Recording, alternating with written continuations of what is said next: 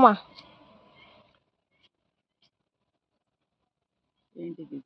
Miracle fruit. ఏం చేయాలా?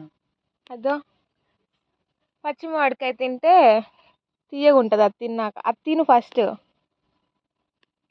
లోపల సీడ్ నమలకు నోట్లో వేసుకో. పైన తోలొక్కటి తిను, లోపల సీడ్ ఉంటుంది.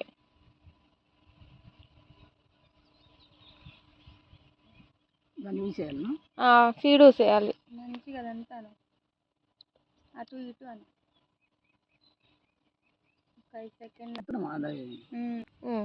ఇప్పుడు మ్యాంగో తిను, స్వీట్ ఉంటుంది. ఉందా స్వీట్?